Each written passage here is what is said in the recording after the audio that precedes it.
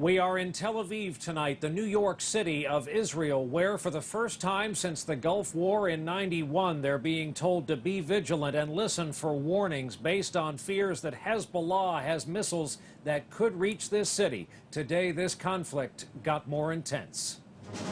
The fighting is fierce here tonight. Israeli airstrikes pounding Lebanon and Hezbollah rockets again reaching far inside Israel. What about the Americans in harm's way? Tonight, the Pentagon's plans to ship thousands out quickly. Also tonight, why the stakes are so high. Israel vows to drive Hezbollah out. What that means for this entire region. And back at home, the heat, triple digits all across the country, even for July, a dangerous heat wave. This is NBC Nightly News with Brian Williams, reporting tonight from Israel. And good evening from Tel Aviv, where tonight the people of this city have been told to be aware of the nearest shelter in case those longer-range missiles are fired this way. The Israeli military says if the sirens sound here, that will mean people have 2 minutes or less to seek the nearest shelter. Today, the attacks and counterattacks intensified. Just tonight, a barrage of 40 Hezbollah rockets landed in the port city of Haifa in Israel and the surrounding region. Israel continued to pound Beirut and other suspected Hezbollah locations today and tonight. They've also just announced they're calling up thousands of reserve troops to deal with the situation. Tonight, the first evacuations are getting underway from Lebanon to the island of Cyprus. And on the diplomacy front, a UN delegation meets here in Israel tomorrow morning. For tonight, however, the fighting continues after escalating today. Tonight, our correspondents are in position all across this region, and we'll begin with NBC's Richard Engel in Beirut, the scene of punishing airstrikes today by the Israeli military. Richard, good evening. Good evening, Brian. And those airstrikes are continuing. Tonight we have heard and seen and felt them. There have been at least 7 on an area not far from here where today Hezbollah tried but failed to launch the longest range missile in its arsenal. Lebanon is burning. 50 more Israeli airstrikes today, 600 in the past 6 days. But few areas look as bleak and punished and primeval as South Beirut's Hezbollah stronghold. Israel also attacked Beirut's port and factories, hospitals and bridges across southern Lebanon. I don't care about rockets. All I care about is that I don't pay the price for somebody else's crime, okay? As we waited to file a report, we heard an explosion. Israel had attacked a van of Hezbollah fighters trying to launch rockets. But the airstrike set off a rocket. It turned out of control and headed right for us, but fell harmlessly. A close call for us and Israel. U.S. and Israeli intelligence say the rocket was a Zilzal-2, range 60 miles, a 1,200-pound warhead.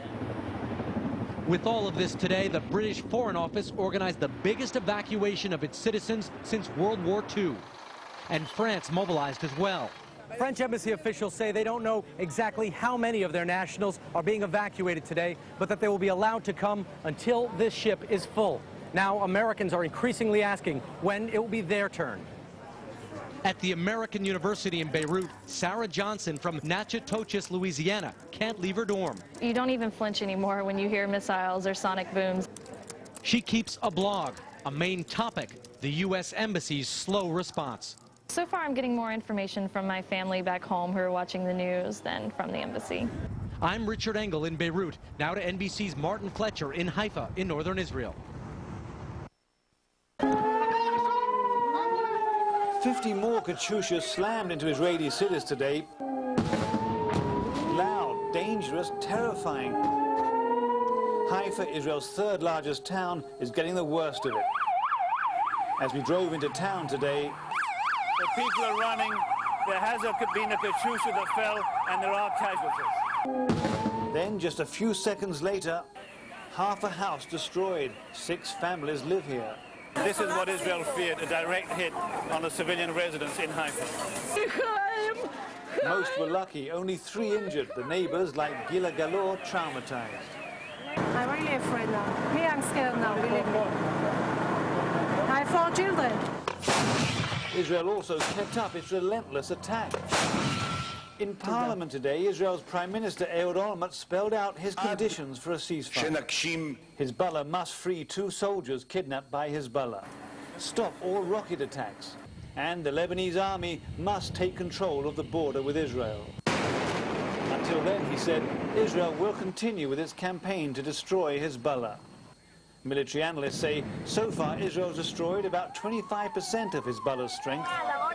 Hezbollah's rate of launching rockets has gone down from 200 a day to 50 today. But it's still far from the end, and they still have thousands of Katyushas and dozens of launchers. Gila is still at risk, but by evening she'd relaxed. I'm sure we had good luck. We have this synagogue here. As for her daughter, she's fine too. Military sources say Israel could keep attacking for another week or 10 days. That's how long they think it'll take to cripple Hezbollah. Brian? And Martin, a question for you before we go back to Richard Engel as well. You have covered so much of the violence here over so many years, Martin. How is this different? Well, I think one has to say here, Brian, that because the whole of the north of Israel is under threat, people have been told to stay in bomb shelters or very close. Summer camps are being cancelled for children. It's a very personal thing here. I think that's what it is. You know, you hear the sirens, you don't know where to go, you've got a minute to take shelter. Suddenly, out of the sky, a rocket falls and smashes into the house or the street nearby you. It's really random death, and it's very scary. But as long as Israelis listen to their government and go to the shelters when they're warned, in that way they are keeping the casualties down, Brian. And Richard, you of course have been stationed for the past several years amid all the violence of Baghdad. You come here to Beirut to see the scenes of this bombing damage, which has been mentioned over and over, now looks like Baghdad. Yes, yet it was just rebuilt. What now for Beirut? Many people here are frustrated, even the ones who do not support Hezbollah. They are seeing their city, after so many years of reconstruction, now being slowly torn apart. The infrastructure damaged, the airport attacked every single day, the ports attacked. So there is something of a split in opinions here. People are angry at Israel, they're angry at Hezbollah, and they're angry that their country is being destroyed, Brian. Richard Engel in Beirut, Martin Fletcher in Haifa with us this evening. Now to those Americans in harm's way that Richard just mentioned. A massive evacuation is set to get underway beginning tomorrow. NBC News Pentagon correspondent Jim Miklaszewski on duty at the Pentagon for us tonight. Jim, good evening. Good evening, Brian. The State Department estimates that as many as 5,000 Americans want to get out of Lebanon and fast. So far, U.S. military helicopters have airlifted only 63 Americans to nearby Cyprus. But to handle the crush of thousands of evacuees, the U.S. has chartered a Greek cruise ship, the Orient Queen, which carries 750 passengers at a time. Helicopter airlifts will also continue. The destroyer USS Gonzales will accompany the cruise ship, and 2,200 Marines aboard the carrier Iwo Jima will arrive within the next few days to provide escorts and protection if needed. Now, military officials warn that this operation does carry some risk, and if the bombing intensifies, the number of Americans wanting out of Lebanon is likely to explode. Brian. Thanks for that, Jim. Jim Miklaszewski on duty at the Pentagon. President Bush is back home at the White House tonight after wrapping up the G8 summit in Russia with, as you may have heard today, some blunt comments on the Middle East that were captured via an open microphone. As you'd expect, the Middle East overshadowed everything else at that gathering. NBC News Chief White House correspondent David Gregory is with us tonight. And David, what are they saying about this there? Well, certainly blunt remarks today that really spoke to these issues today, Brian. The president providing this rare unscripted moment, also through those remarks providing a window into his frustration with the diplomatic efforts now to end the violence.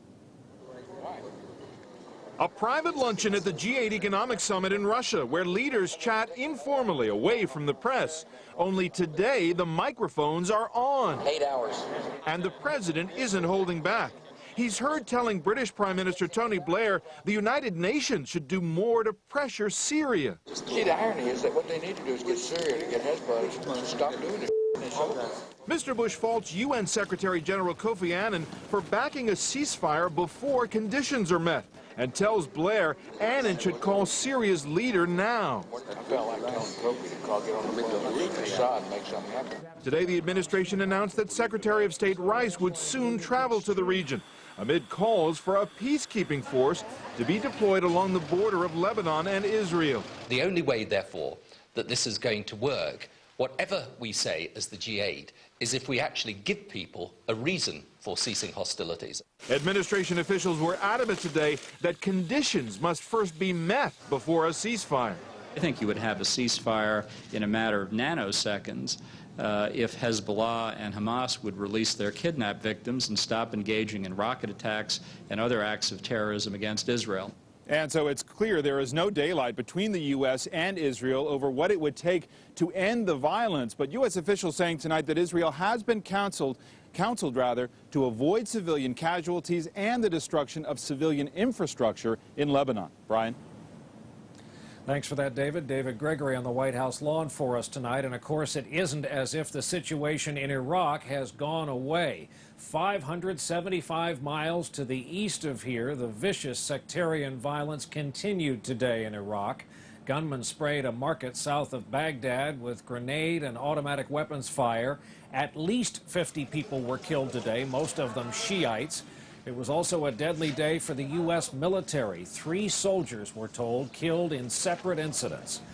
And another tsunami has hit Indonesia, this one triggered by an underwater earthquake. The magnitude of the quake was 7.7, centered in the Indian Ocean, 150 miles off the coast of the Indonesian island of Java.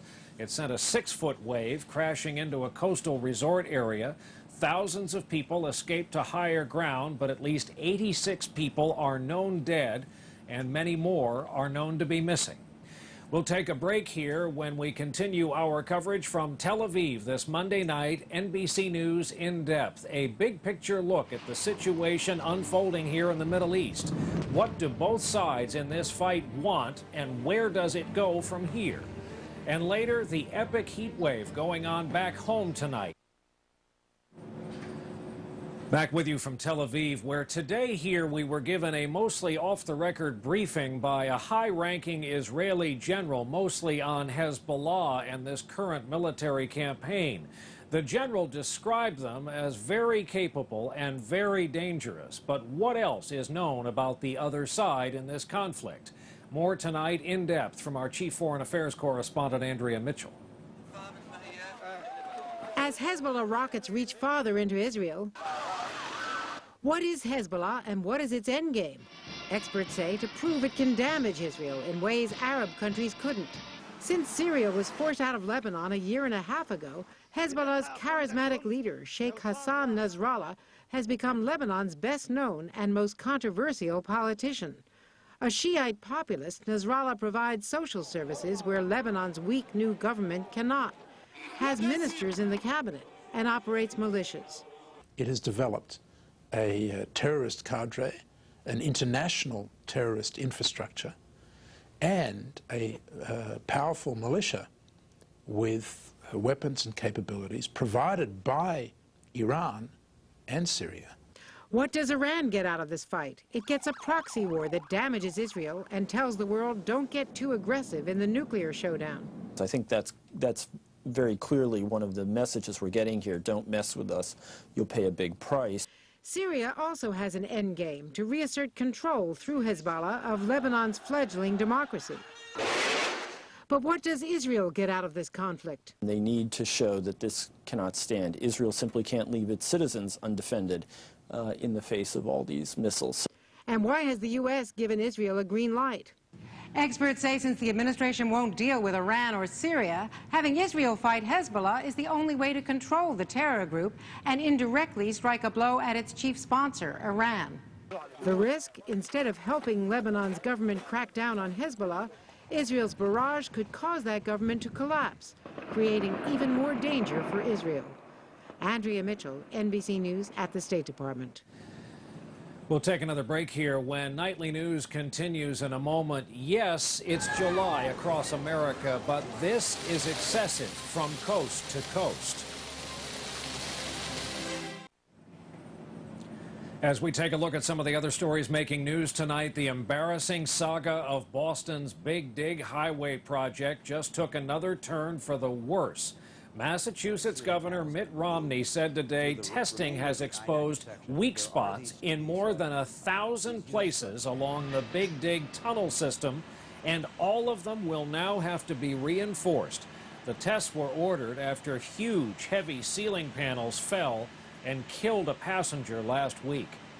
A big story on this July evening across the United States is the heat, extreme and dangerous heat, remarkable even for midsummer. As NBC's Kevin Tibbles reports, for many Americans, this meltdown can be a matter of life or death. Sunup in Chicago, temperatures already in the 80s and climbing fast. It's tough. You just keep going. Highway signs warn of excessive heat. Each day that the severe heat persists brings more danger. The hot weather has already claimed the life of a 3-year-old South Bend, Indiana boy who accidentally locked himself in a car. Today, every state in the lower 48 except North Dakota hit the 90s. 26 broke 100 degrees and 4 hit 110 or more. From California, where crews continue to battle wildfires, to the plains, where crops burn up in triple-digit heat. In Denver, an overheated transformer caused a major power outage at the Museum of Nature and Science. When the power goes out and we have to close the museum and have to have everybody head out of the museum, it's a huge disruption. In New York, extreme heat may have caused a subway train to lose power, leaving 70 passengers stranded in the heat for 3 hours.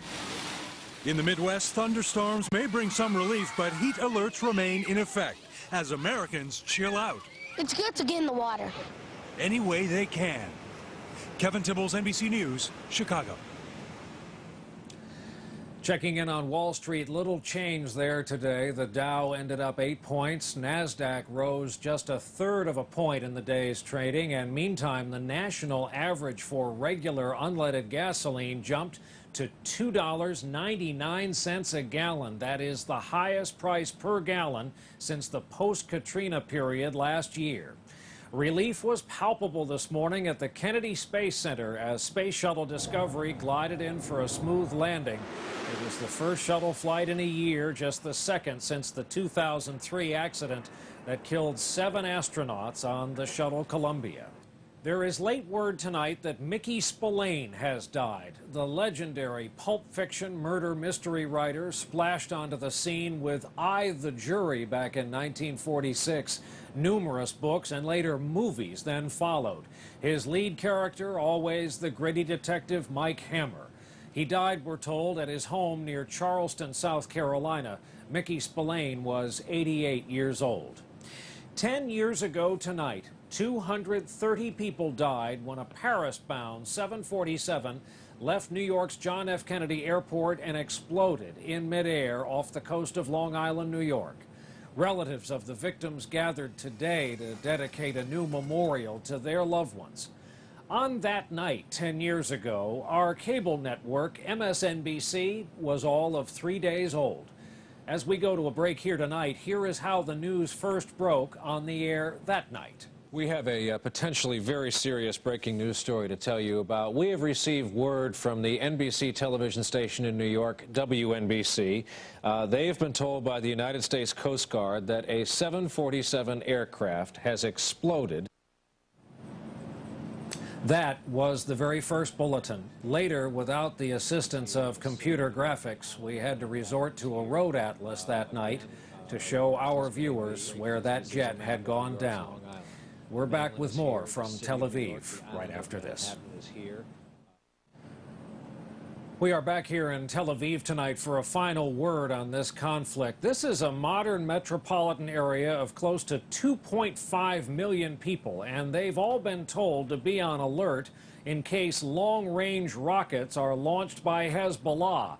It is a warning this city appears to be taking in stride.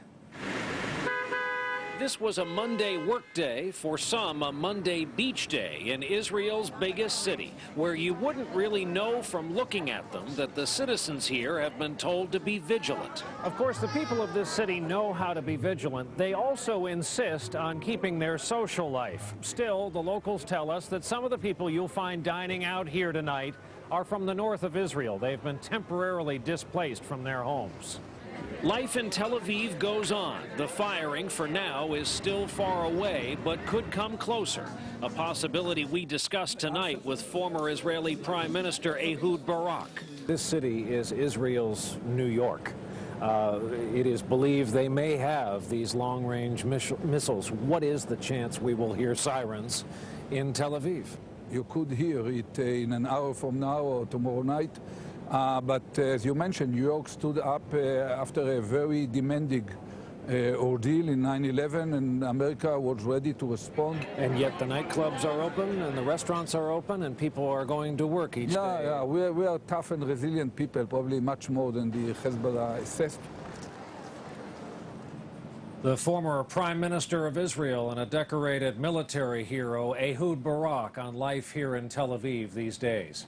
That is our broadcast for this Monday night. Thank you for being with us. I'm Brian Williams, reporting tonight from Israel.